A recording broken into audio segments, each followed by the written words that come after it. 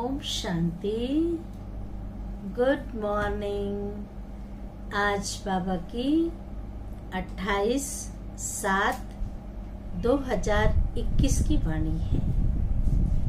आज बाबा ने सुनाया कि यह पुरुषोत्तम संगम युग है। कहते हैं पुरुषोत्तम मास होता है, पुरुषोत्तम युग है। पुरुषोत्तम मास में अच्छा अच्छा कार्य करते हैं, पुण्य का काम करते हैं, दान पुण्य करते हैं, कोई पाप कर्म ना हो जाए ये ध्यान रखते हैं। तो बाबा ने कहा यहाँ पर भी जो संगम युग है ये पुरुषोत्तम युग है, क्योंकि इस संगम युग पर ही हम उत्तम पुरुष बनते हैं। पुरुषों में भी उत्तम पुरुष। इसमें ऐसा पुरुषार्थ में कोई पाप कर्म नहीं करना है, क्योंकि बड़े कर्मों की गति बड़ी गहरी है। हमें कई बार पता ही नहीं चलता कि हम कोई पाप कर रहे हैं, लेकिन हो जाता है। समझ नहीं आता, जब हो जाता है तब पता चलता है ये हमने गलती की। कहते हैं एक मांस बेचने वाला, मांस काटने वाला, बेचने वाला, खरीदने वाला, पकाने वाला, खाने वाला, सब पाप के भागी बनते हैं। हम ऐसा कर्म क्यों करें जो किसी आत्मा को कष्ट हो?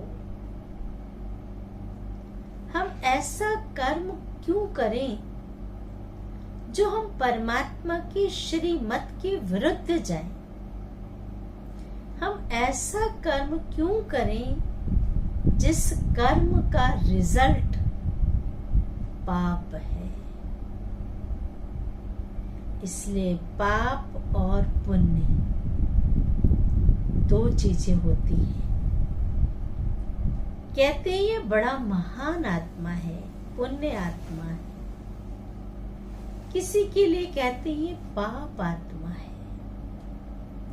उसकी दृष्टि, वृत्ति, कृति, कर्म, हर चीज बुरी होती है। हर कर्म करने के बाद पाप ही बनता है। हमने किसी के लिए सोचा, देखा, सिर्फ संकल्प किया, हमारे पाप बन जाते हैं।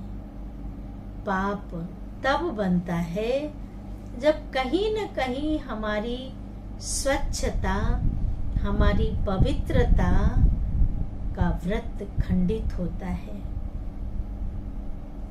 जब हमने सोच लिया कि सब कुछ ईश्वर का है, परमात्मा का है, हम उस पे बलि चढ़ गए, सब कुछ समर्पित कर दिया, सब कुछ स्वाहा कर दिया, तो हमें पुण्य का कार्य करना है। किसी भी चीज में ममत्व नहीं होना चाहिए। भक्ति मार्ग में व्रत रखते हैं। व्रत रखना अर्थात प्रतिज्ञा करना,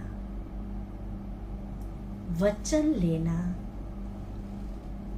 हम अक्सर बाबा से कहते, बाबा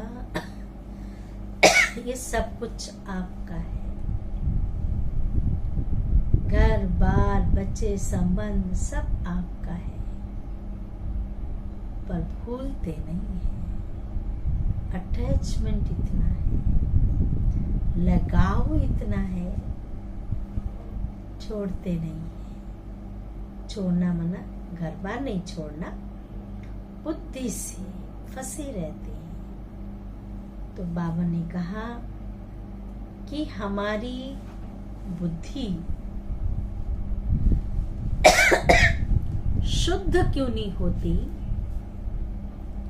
बुद्धि की पवित्रता भंग क्यों हो जाती है? क्योंकि कहीं न कहीं हमारी बुद्धि विचलित होती है, और बुद्धि विचलित होते ही कहीं न कहीं पाप हो जाता है। एक बार 5 पांडव जा रहे थे। पांडव ने कहा कृष्ण जी से, आप हमें कहीं लेके चलिए। कहा ठीक है, मैं वहां ले तो जाऊंगा, लेकिन हमारी 2-3 शर्तें हैं, आपको माननी पड़ेगी। तो पांडव ने कहा हाँ, मान लेंगे। तो कहा पहली शर्त कि जब हम सफर में जा रहे होंगे तो कोई भी पीछे मुड़ के नहीं देखेगा। क्या बड़ी बात है, मान लेंगे। दूसरा कहा कि जब हम सफर में होंगे और वहां तक पहुंचेंगे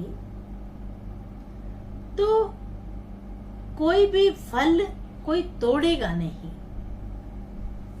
कहा ठीक है, नहीं तोड़ेंगे, लेकिन आप लेके चले। 5 पांडव, द्रौपदी और कृष्ण जी चल पड़े। चलते चलते पांडव थोड़ा दूर चले गए, द्रौपदी रह गई पीछे, और पीछे रह गई तो देखा है तो पांडव कहीं दिख नहीं रहे हैं।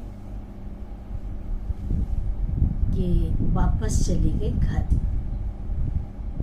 जहां रहती थी। और पांडव जब वहां बगीचे में पहुंचे तो आप सबको पता है कि भीम को बहुत भूख लगती है। देखा एक पेड़ पे बहुत सुंदर फल लगा हुआ है, उसने उसे तोड़ लिया। जैसे ही तोड़ा उसे वो शर्त याद आई, अब तो मैंने तोड़ लिया। तो अर्जुन को बोला अब तो मैंने तोड़ लिया, अब क्या करें? तो गए श्री कृष्ण के पास गए तो बोला कि ऐसे ऐसे हमारे साथ हो गया, अभी क्या करें? कहा जोड़ दो उसको, फल टूट गया है तो जोड़ दो। लेकिन जोड़ वो सकता है जिसके अंदर पवित्रता की ताकत हो, जिसने कभी झूठ ना बोला हो। जोड़ने गए तो किसी से जुड़ा नहीं। तो कहा युधिष्ठिर कभी झूठ नहीं बोलते हैं। उनके पास गए तो उनसे भी नहीं जुड़ा। फिर उसके बाद कहा कि अब इनसे क्यों नहीं जुड़ रहा है? तो एक बार युधिष्ठिर ने भी अश्वत्थामा नाम की हाथी मारी गई थी, लेकिन अश्वत्थामा गुरु के पुत्र थे,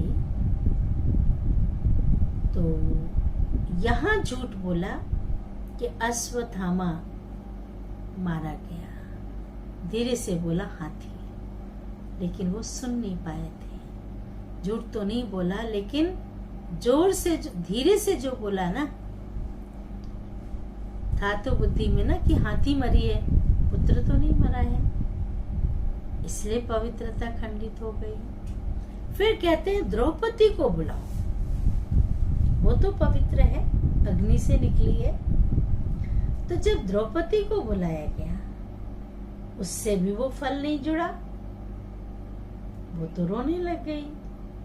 तो श्री कृष्ण ने कहा कि तुम याद करो, जब वापस मुड़ के गई थी तो क्या किया था? अब मैं वापस घर गई, सिर धुलाई करके मैं छत पे गई, और जब छत पे गई तो कर्ण तैयार होकर के सवारी कर रहे थे। तो सिर्फ मेरा एक ही संकल्प था कि वह क्या शूरवीर है, खास मेरा ये पति होता। बस इतने में ही पाप बन गया, पवित्रता खंडित हो गई, जिस कारण वो फल जुड़ नहीं पाया। ठीक उसी प्रकार से अगर हमने व्रत कर लिया है, प्रतिज्ञा कर लिया है, भीष्म पितामह ने भी प्रतिज्ञा किया था लेकिन तोड़ा नहीं। हमें भी प्रतिज्ञा करने के बाद, वायदा करने के बाद तोड़ना नहीं। सुनते हैं बाबा की वाणी। मीठे बच्चे, यह पुरुषोत्तम बनने का संगम युग है। इसमें कोई भी पाप कर्म नहीं करना है। प्रश्न है, संगम पर तुम बच्चे सबसे बड़ा पुण्य कौन सा करते हो? उत्तर है, स्वयं को बाप के हवाले कर देना। ये जीवन नैया प्रभु के नाम पे सौंप देना, अर्थात संपूर्ण स्वाहा हो जाना, ये सबसे बड़ा पुण्य है। अभी तुम ममत्व मिटाते हो, बाल बच्चे, घर बार सबको भूलते हो। यही तुम्हारा व्रत है। आप में मर गई दुनिया। अभी तुम विकारी संबंधों से मुक्त होते हो। उन विकारी संबंधों से, बुद्धि से मुक्त होते हो। गीत है, जले न क्यों परवाना। जब क्षमा पे फिदा हो गए तो परवाना जलने के लिए, मर मिटने के लिए सोचता नहीं है, न्यौछावर हो जाता है। धारणा के लिए मुख्य सार, पहली पॉइंट, इस पुरुषोत्तम युग में जीवन मुक्त बनने के लिए पुण्य कर्म करने हैं, पवित्र जरूर रहना है, घर बार आदि सब होते दिल से ममत्व मिटा देना है। मेरा कुछ भी नहीं है, संसार में बहुत कुछ है लेकिन मेरा कुछ नहीं है। दूसरी पॉइंट है, श्रीमत पर अपने तन मन धन से दैवी राज्य स्थापन करना है, पुरुषोत्तम बनाने की सेवा करनी है। वरदान है, ऑलमाइटी बाप की अथॉरिटी से, ऑलमाइटी बाप की अथॉरिटी से हर कार्य को सहज करने वाले, सदा अटल निश्चय बुद्धि भव। विस्तार है, हम सबसे श्रेष्ठ ऑलमाइटी बाप की अथॉरिटी से सब कार्य करने वाले हैं। यह इतना अटल निश्चय हो जो कोई टाल ना सके। इससे कितना भी कोई बड़ा कार्य करते अति सहज अनुभव करेंगे। जैसे आजकल साइंस ने ऐसी मशीनरी तैयार की है जो कोई भी प्रश्न का उत्तर सहज मिल जाता है, जैसे गूगल है, दिमाग चलाने से छूट जाते हैं। ऐसे ऑलमाइटी अथॉरिटी को सामने रखेंगे तो सब प्रश्नों का उत्तर सहज मिल जाएगा और सहज मार्ग की अनुभूति होगी। ये स्लोगन है, एकाग्रता की शक्ति परवश स्थिति को भी परिवर्तन कर देती है। एकाग्रता की शक्ति परवश स्थिति को भी परिवर्तन कर देती है।